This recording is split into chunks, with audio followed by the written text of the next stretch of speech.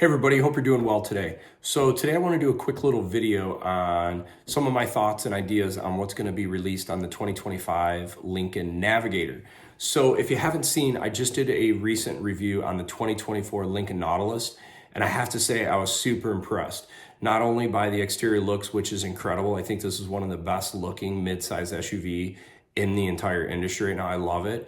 But the interior, the technology, the price point, what it comes at, it's going to be a good seller. So I have a Lincoln Navigator today, and we really like the vehicle. I mean, I think it's one of the best value full-size SUVs. It's got a great powertrain. It's got a lot of power, good fuel economy, a lot of technology. And what's wild is it's a vehicle that's been out for 6 years. So anyhow, so today I want to kind of talk about I've been seeing a handful of prototypes going down the highway, and you can tell these are masked up Navigators. And I got a picture. Someone actually must have seen the exact same one as me. But this is a picture of one of the ones I saw going on the highway. And the first thing that stands out to me is this back area right here. If you look at the design and the contour of the rear hatch area, it looks pretty similar to this right here. And so this is the video. I'll include a link down below of the 2024 Lincoln Nautilus that I did a review on. And the exterior on it's amazing, but you can definitely tell Lincoln is taking a bit of a page out of the Nautilus, and they're gonna style that. So some of the other things I'm wondering is these door handles. I'm wondering if they're gonna carry the door handles over from the Nautilus that actually kind of came from the original Continental. I think it's a really cool feature how it's not on the body and kind of gives it a really clean look. The other thing that I thought was pretty interesting, and like I said, you should definitely take a look at this video, is take a look at the dash. So basically what Lincoln is doing on the Nautilus is instead of focusing on heads-up display, which is on the current Lincoln Navigator and several of the other premium full-size SUVs, they're actually kind of bring it more inbound off the windshield and bring this panoramic digital dash layout that kind of goes all across the dash. The Escalade has a similar setup today, but it's not as far forward in the dash. This is almost up on the windshield in the Nautilus system. So it'll be interesting to see what they do with the Navigator. And then the other part of this is you don't need a heads-up display when you start going with this technology. So I'll be curious to see if the Navigator goes away with heads-up display with this new panoramic setup. And then the next big thing you start thinking about, if there's a new vehicle coming out, where's the powertrain going to land? Well, it would make sense they're probably going to be putting in the powerboost technology, the hybrid system that's in the F-150 today. It only makes sense to put this into the Navigator.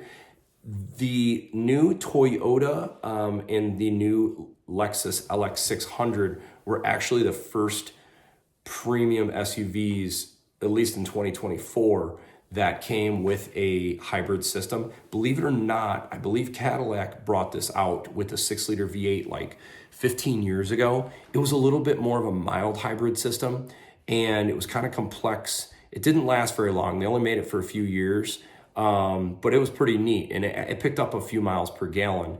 But I kind of wanted to share something here. So I went on fueleconomy.gov and I just kind of compared the 2024 Lincoln Navigator versus the Escalade versus the LX600 versus the Sequoia.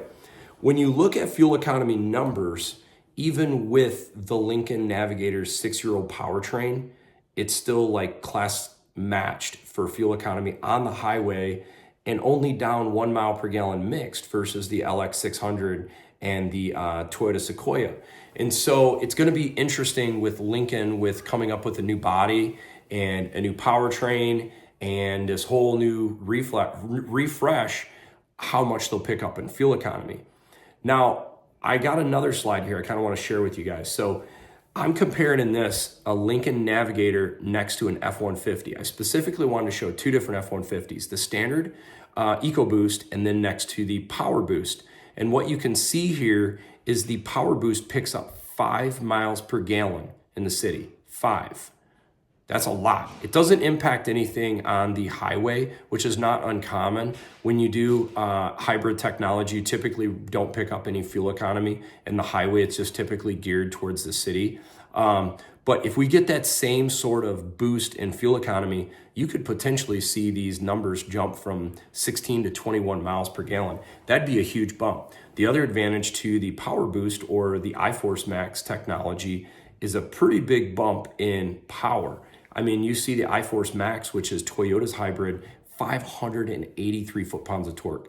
You didn't used to get numbers like this out of a gasoline engine. These was like diesel territory. So that gives a huge boost, and you can kind of compare that to the Power Boost.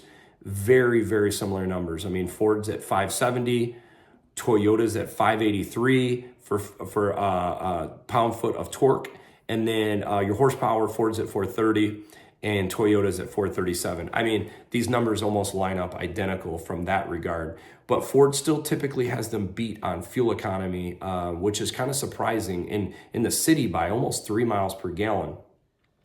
If you haven't had a chance to see the architecture of a Power Boost, I'll include all these slides down below because one of these pages, the F-150 14th gen page, has a really good example of kind of showing you how the Power Boost works. So if you're not familiar with seeing any of these under hood powertrain photos, these orange electrical lines are high voltage. That's part of the hybrid system. This black area right here, which I'm going to highlight right here, this is actually the battery for the Power Boost, which is a 1.5 kilowatt hour battery. So just for perspective, if you had an F-150 Lightning or some of the other full electric, this would probably be a 70 to 90 kilowatt hour battery. So hybrids don't have as big of batteries because they have an internal combustion engine to work with it, which you don't need as large of a battery. But anyhow, this just kind of shows how the powertrains overlay, and they've got actually an electric motor that's tied into the transmission that gives it a 47 horsepower boost when the gas engine could take a more efficient route in fuel economy and performance. So it's going to be really interesting and seeing where this all lines up for exterior looks on the new Navigator powertrain. And the last area that I think will be really interesting is this is a picture of the 2018 Navigator, 6 years old, and the interior on this, in my opinion, is still arguably one of the most beautiful interiors. These 30-way adjustable multi-contour, multi-massaging seats, I still think they're best in class looking and best in class function. None of the others I'm aware of offer massaging back and butt with independent leg adjustment, 30-way adjustable composite seat structures. This is incredible. So just imagine what Lincoln's going to do to refresh this. It's going to be best in class. You can almost guarantee it.